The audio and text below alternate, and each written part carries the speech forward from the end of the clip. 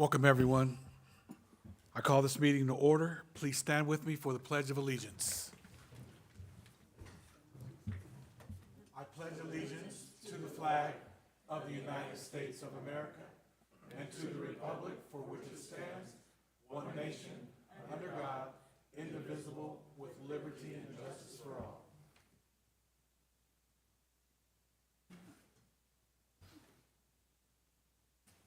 Madam Secretary, will you call roll, please?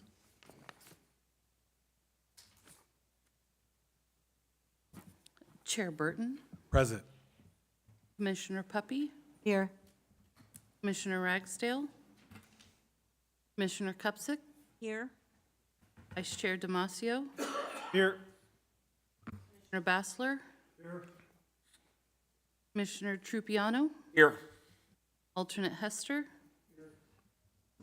Alternate Manuel, Alternate Belshi, Here. Alternate McDonald. We have alternate Belshi seated for District 2. Thank you, Ms. Hernandez. Next on the agenda is item 2, the approval of the minutes from February 25th, 2025, Planning and Zoning Commission, regular meeting. Are there any edits to the meeting?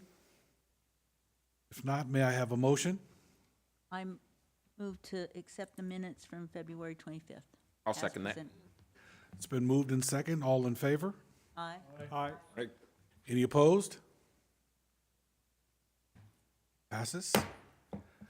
Mr. Banda, we're rolling. Waiting for you.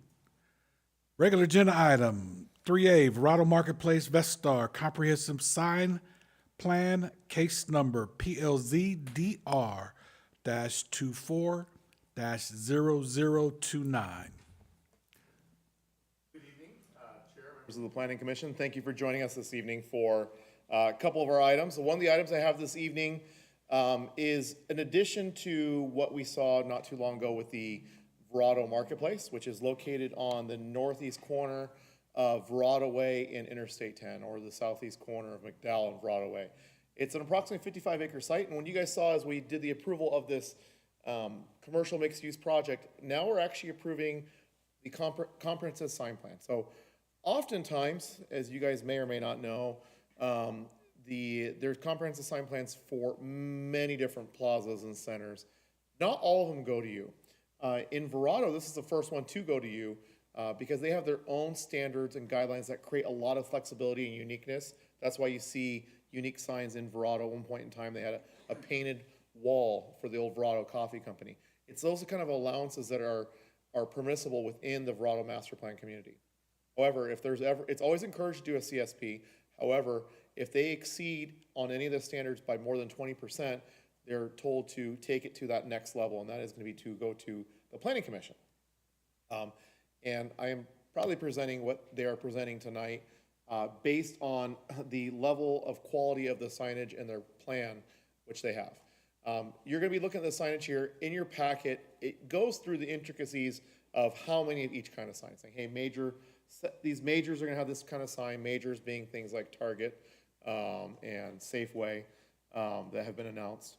And the other things that are also pointed out there is inline shops, directional signage, so on and so forth. All of that was allowed.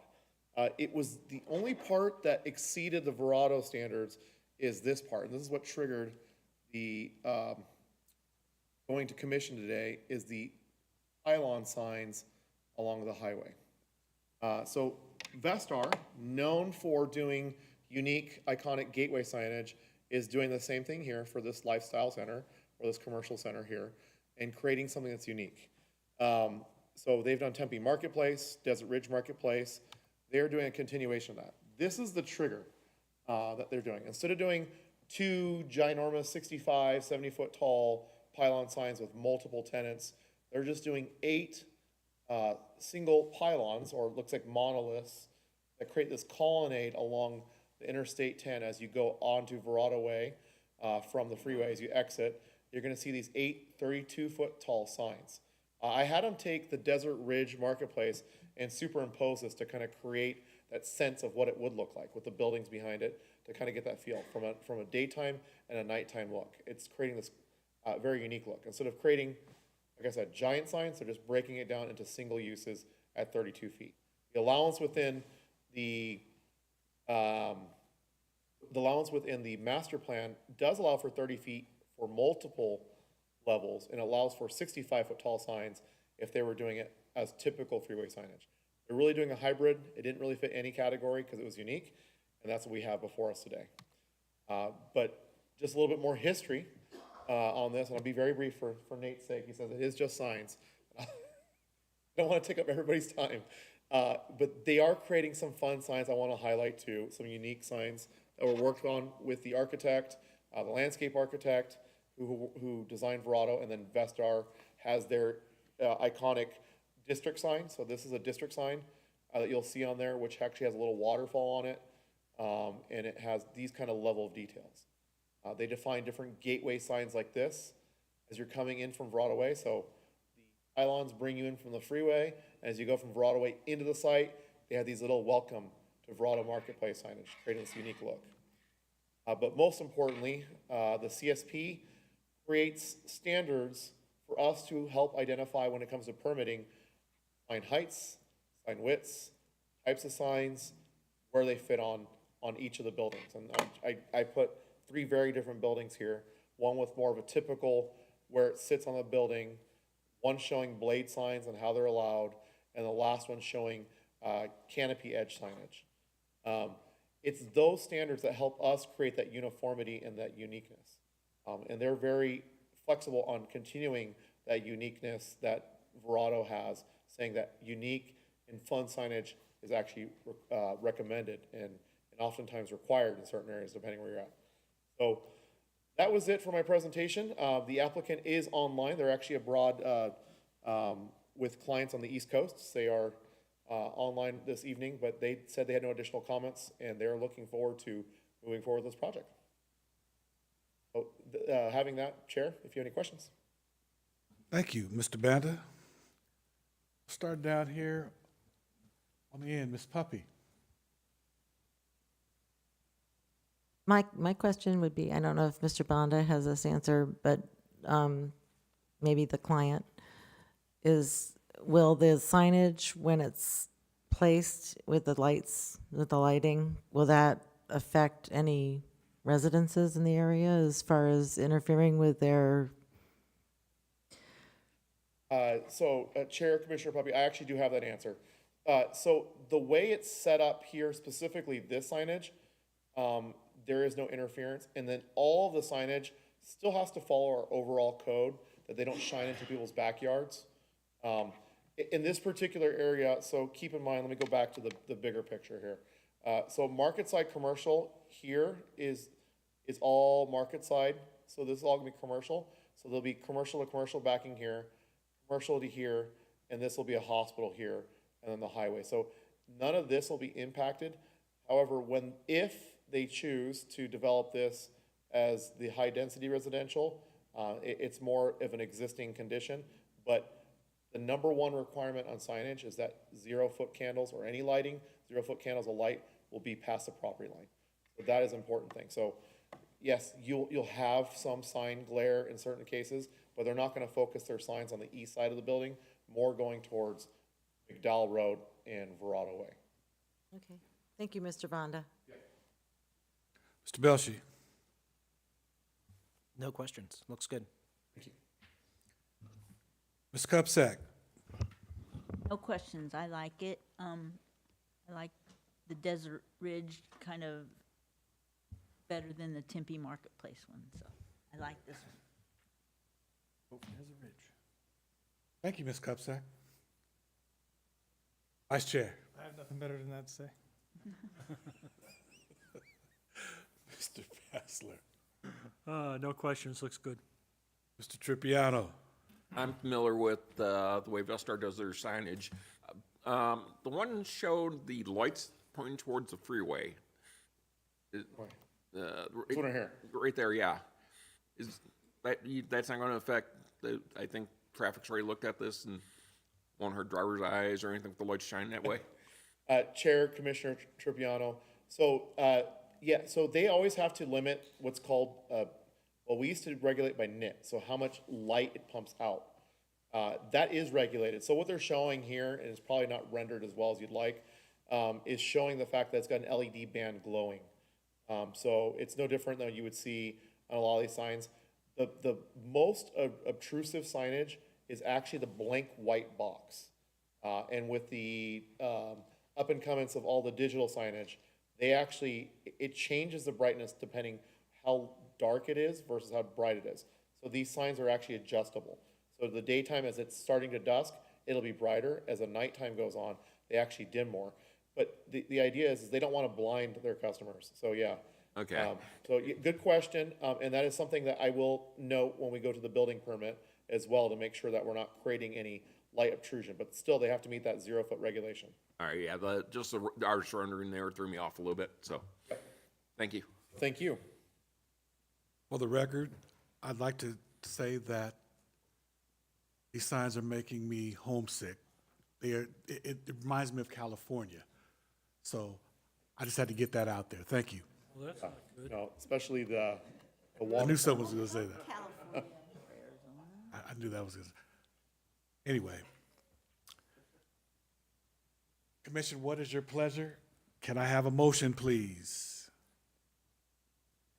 Chair, a motion that we approve the proposed comprehensive sign plan for Verado Marketplace Vestar, PLZ DR-24-0029 with conditions A and B. I'll second that. It has been moved and second. All those in favor? Aye. Any opposed? Motion carries. Thank you. Nice signs. Signs are my favorite part. All right, next on the agenda is item 3B, Cat Claw Solar Site Plan, case number PLZSP-24-0026. Mr. Galika, welcome. Thank you. Thank you, Chair. Thank you, members of the commission. Today.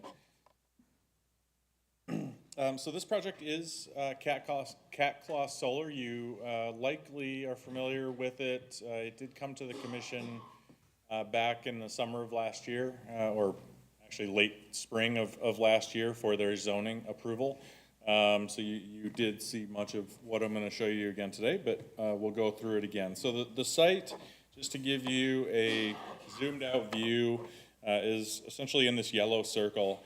So you can see it's north of I-10 along the Sun Valley Parkway. It's about 2 miles or so north of Tartesso and about 3/4 of a mile south of Florio Phase 1. Here. Looking a little bit more closely at the property, you'll notice there's nothing of any nothing that you can pinpoint on the property. You wouldn't be able to know you're looking at it based on any physical features. It's a natural desert, unimproved current environment. And I will also note that the property is set back, doesn't start adjacent to Sun Valley Parkway. It's approximately 1/4 mile off of the street. I have labeled surrounding future streets. None of these exist with the exception of Sun Valley Parkway currently. So Peoria Avenue forms the northern boundary of the project site. Johnson Road is the western boundary of the project site. On the southern end is Northern Avenue alignment. And again, Sun Valley Parkway is to the east, but about 1/4 mile. Bruner Road eventually is planned to run north-south through the property as well. If a temporary road might be located outside of this property in the interim, and I'll kind of get into that in just a minute. So the site is just under 1,200 net acres. The net acreage is the acreage that is actually going to be developed as this property, as this project. It doesn't include things like washes that won't be touched, et cetera. I mentioned, and the aerial showed that the site is undisturbed desert. Back in 2024, so just less than a year ago, Planning and Zoning Commission recommended approval, and the council approved the Cat Claw Solar CMP, so that's the zoning of the property, and it is general plan designation of master plan community, as are most of the surrounding properties. There are a mix of different CMPs in the area on 3 sides, essentially, and then the western side is not annexed into the city currently. Just going to briefly go over what the approved zoning allowed.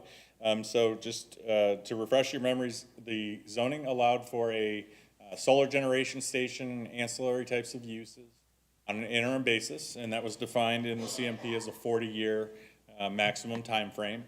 That would allow basically the site to be utilized in the short term before permanent development could occur in the area. There was a thought that this site was probably at least 40 years out from any sort of permanent residential or commercial type of development, especially with Tartesso and Teravalis going on both sides of it. This would kind of be the last shoe to drop, I guess, if you will. So that's where that kind of analysis came from. The CMP did establish requirements for solar equipment on the site, 15 feet above grade, did create a 50-foot minimum setback around the perimeter with the visible frontages to be landscaped by the developer to provide further buffering and screening. The CMP established that the individual pods, which on this map here are these very geometric, very rigid, 90-degree angular kind of clusters. Fencing would secure each individual pod rather than the entire site being in one fence, and that was to leave the washes undisturbed so that the wildlife can continue to traverse through the site.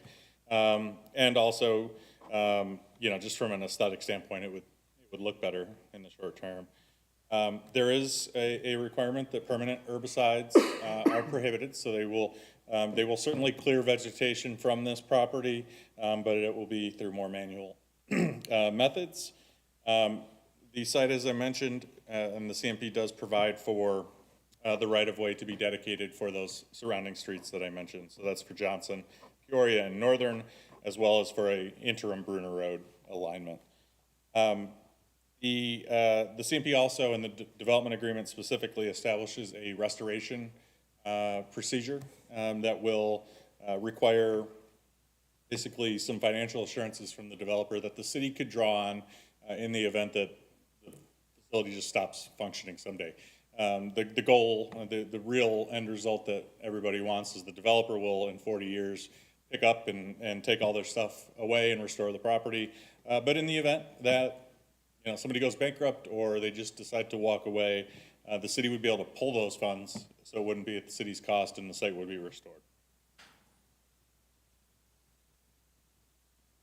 So I will walk you now through the proposed site plan. It's going to sound a lot like what I just told you. So the solar photovoltaic modules and trackers, so that's often referred to as PV, those will be arranged in those pods. So that's the kind of gold color on your screen.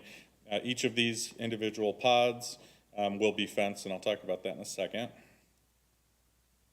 The natural washes and wildlife corridors that run through the site will be largely undisturbed. I say largely because there will be some trenching of lines in certain locations to connect the different pods electrically, as well as some minor, temporary access types of paths to those facilities.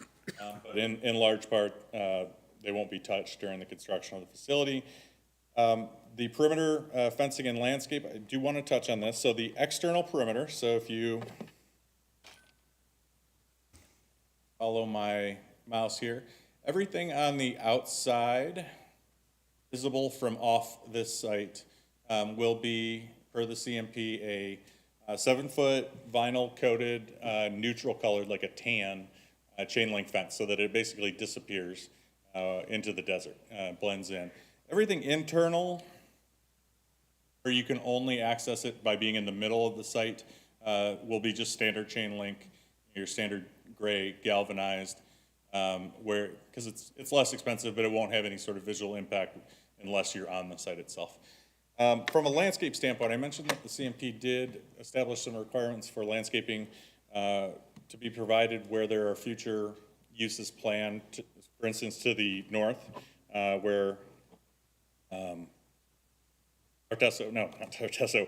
Florio and Teravalis is planned.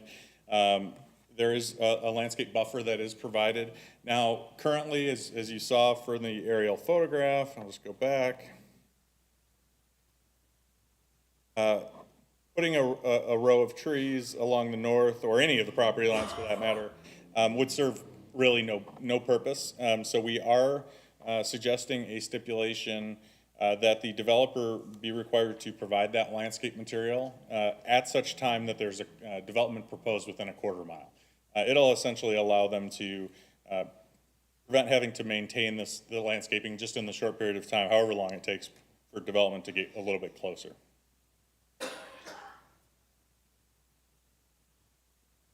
There are existing power line corridors through the site.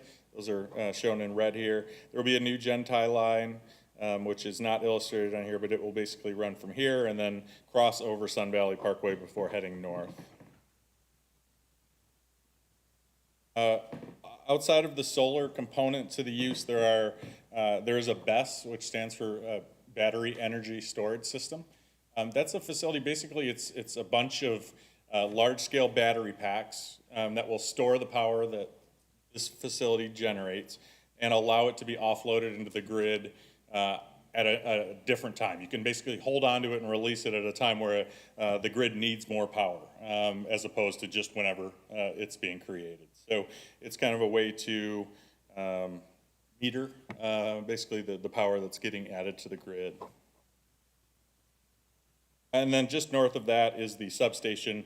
You're familiar, I'm sure, with a typical substation, which is what would be proposed here. To give you some images of kind of what this stuff looks like, the top left here.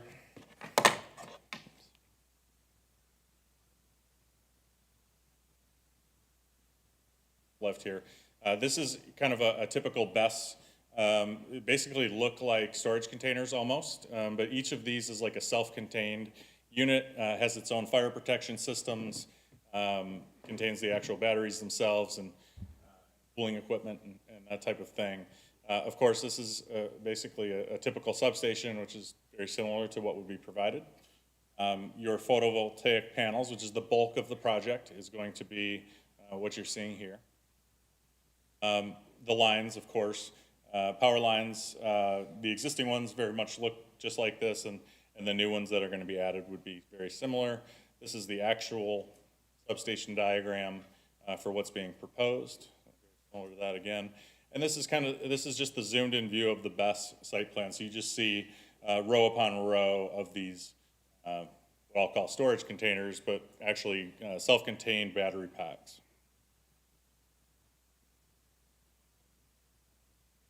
So the biggest concern that staff had all the way back to zoning was what kind of aesthetic impact, is this gonna change the feel of the desert? And these renderings, these photo simulations do a really good job, I think, of showing you that it's not going to at all. So from the top left here, this is from the perspective of Sun Valley Parkway, kind of looking almost due west, a little southwest. The black line here indicates what you'll see. So it's just barely visible over the top of some of the surrounding, of some of the existing brush within that area, and those would be the solar panels. This next one here is looking northwest from Sun Valley Parkway again. The pink represents where the equipment would be, but it's shown in pink because all of that won't be visible because the brush completely screens it. So the existing desert vegetation will prevent essentially any view of the facility. And then from Tartesso, since it's the nearest existing residential, we asked them to do a photo simulation and similar. It's shown in pink, that's because it's not visible over the tops of just typical desert brush. There was no public feedback received as part of the site plan. We did have public feedback during the zoning stage. It was mixed, but I would say more were in favor of the facility than were not at that time. With regard to analysis, it does conform to the general plan. and the CMP, as well as the development agreement associated with the CMP. All of the requirements within those documents are complied with. Staff likes the use. It does provide, in our opinion, an interim benefit to the city that will provide valuable energy to our residents and the region's residents until the property otherwise develops. Does have that minimal visual and aesthetic impact, and I should say also minimal impact on wildlife. Tried to be very cognizant of that. From a water sewer impact, this won't be hooked up to any sort of city facilities, so there won't be any impact in that regard. And from a traffic impact, once it's operational, almost none. When it's under construction, given that it's a large site, there will certainly be some temporary traffic for the contractors and construction folks going out to the site. All reviewing departments have reviewed this and approved it. So with that, Mr. Chair, we do recommend approval of this site plan, subject to conditions A through AA in the memo that was, or addendum that was distributed to you this evening. Since the site plan packet went out last week, Thursday or Friday, we had continued to have discussions with the applicant and property owner to modify some of those. There were just some conditions that didn't apply to this site because it was an interim type of use. So those were removed. Some other ones were deferred, minor modifications to defer those to permanent redevelopment of the site. So with that, Chair, I am available for any questions.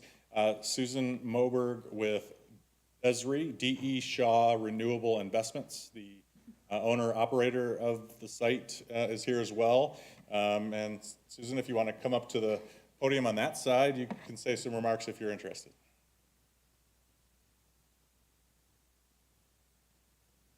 Our presentation, Ken's covered it very well, and I had also assumed that this commission was probably at least somewhat familiar with the project, having been through the CMP just last year. So I'm happy to answer any questions, and I have one of my colleagues with me and two representatives from the firm that's going to build the solar farm for us, if there's more detailed questions. Support. Can I just ask you for the record to state your name and your address, please? Yes, my name is Susan Moberg. I'm with D.E. Shaw Renewable Investments. Our address is 575 Fifth Avenue, New York, New York, 10017. New York City. Thank you, Susan. Commissioners, starting with you, Mr. Tripiano, you have any questions, please? Did you bring the cold weather? I hope not. I live actually in Rhode Island, and it was 60 and sunny when I left. I understand that the landscaping or you're going to take care of the vegetation inside the fenced area, but is there going to be a buffer zone around? Because if there's a brush fire, don't want that getting into the facility, because batteries and fire don't go together. Yes, so we will have, as you mentioned, the fence around I think Ken described them as pods of solar panels.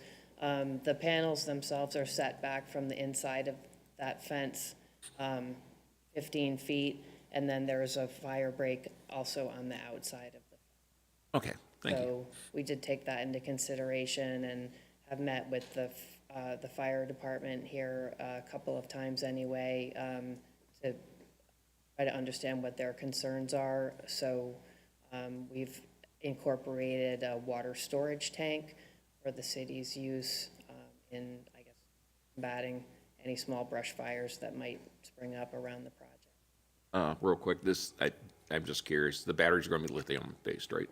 Correct, yes. That's all the questions I have. Thank you, Mr. Bassler. I'm for solar. Go get it. Thanks. Mr. Damasio. What type of access road is going to be built for the site? Is it going to be a permanent paved road?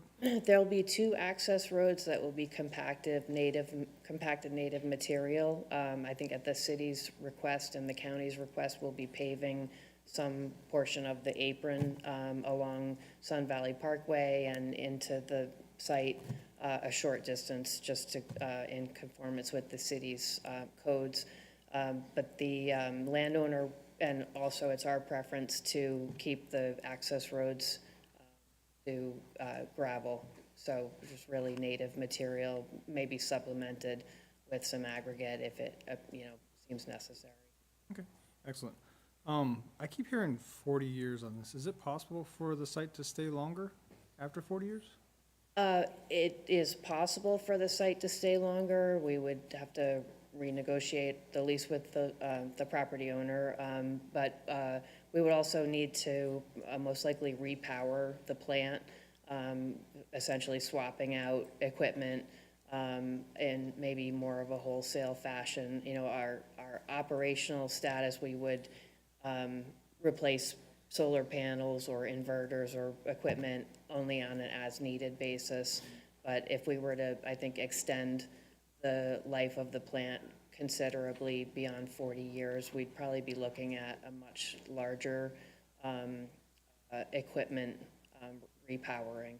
And then I guess the last point is that we do have a power purchase agreement with Arizona Public Service Company that has a specified timeline.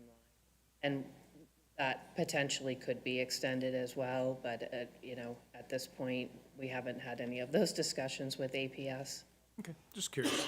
Vice Chair, if I could add, it would also require reauthorizing the approvals through the city. The current zoning doesn't allow for the term to exceed that 40 years. So not to say you couldn't change that, and Planning and Zoning and Council couldn't change that in the future, but currently it would not allow. All right, thank you for that. I think it's a great idea, great use of land for it not being used for a while, and I'm all for it as long as you don't desire to add a signal into Sun Valley Parkway. Keep the I traffic don't flowing, think we please. desire to add one, so. Then I approve. Use the nine traffic lights. Ms. Cubsack, Great project, no questions. Thank you. Thanks.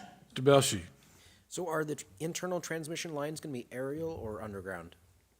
So I think Ken had a figure that showed there's a couple of existing overhead transmission lines. Those are the Western Area Power Authority lines. So they're really independent of our project. That's illustrated here in the 2 red lines.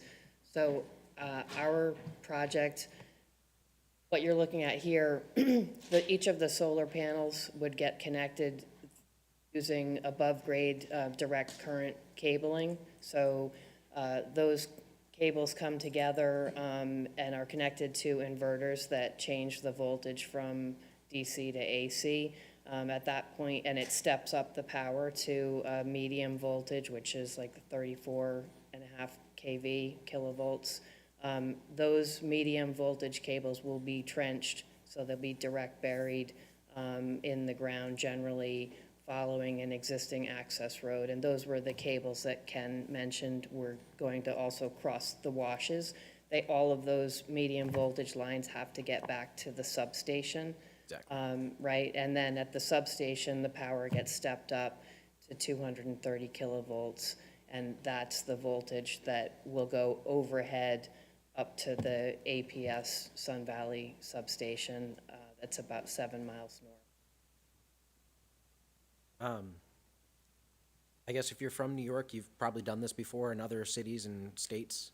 Well, Desiree, yes. So I'm recently joined. It's been just a year here now, but this is my second project in Arizona, and I think it's one of 4 that Desiree has here in Arizona.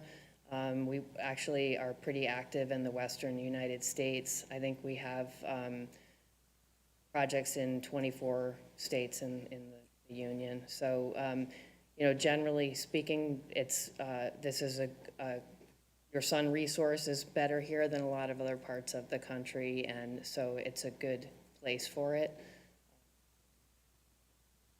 Just, you guys are established. That's kind of the good point. Okay, yeah, yes, we, So they're trading us water. We're gonna go establish a water plant and pump it back here. Approved. Oh, you're sending water here? Okay, yeah, that's. No further questions, thank you. Thank you, Ms. Puppy. Good evening, Ms. Moberg, and hello, Ken Glika, Mr. Glika. I just have one question, and I love this project, by the way. I do love it.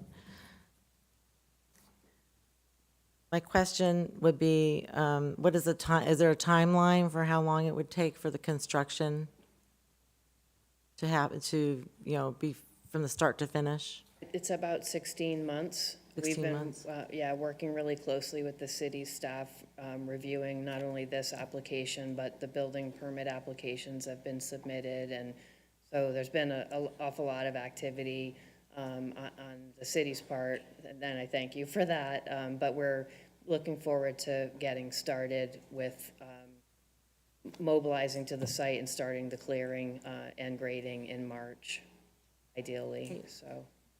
So you're talking about next March, or? This March, Oh, like this later, March. later Wow, this okay, month. okay. Ideally, yes. Okay, thank you very much, and I think it's a great project. All right. I think it's a great project as well. Great use of the land in the interim. Commission, what's your pleasure? May I have a motion, please? I'll Or make a motion. if I can, just remind the commission to use the, if you can, the motion on the screen. Can. Make Thank a you. motion to approve site plan PLZ SP-24-0026, subject conditions A through AA per addendum dated March 11th, 2025. I second that. It's been moved and second. All those in favor? Aye. Any opposed? Motion carried. Thank you. Welcome to Arizona. All right, moving on to number 4. Comments from the public. Ms. Hernandez, do we have any speaker requests? We do not. Thank you so very kindly. Moving on to you, Mr. Galika.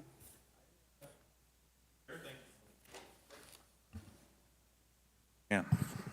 We yell at people for not using their mics, and I was about to not use the mic myself. And how hypocritical would that look? Rookie. Chair, I don't have much tonight. I do want to say that there are 2 personnel things that I did want to note. We have recently, I think the commission knew that Bart Wingard was retiring. His last day was 2 weeks ago. Oh, no, we didn't. So we have already filled the principal planner position that he vacated by promoting Mandy Woods. So Mandy will be in that role moving forward. And we also, she's not here tonight, but I'm hoping to get her to a future meeting. We have a new planning intern. Her name is Bailey Paczynski, recent graduate of Arizona State in the architecture program. So actually a really unique perspective, not in planning per se, but in a very closely related field. So expect that you'll see both of them in the future. Cool. I'm saying it now, it's not my turn, but sad to see Bart go. He cared, really did. All right. Commission, it's your opportunity to give some community input. Start with you, Ms. Puppy. I have nothing to report right now. Thank you, Mr. Chairman. Thank you. Mr. Belshi. Nothing to report. Ms. Cupsack. If anybody's interested, this weekend there is an event at the Equestrian Center with the big draft horses. It's, they call it the heavy horses, so it's like the Clydesdales and stuff. There's how many teams? 8?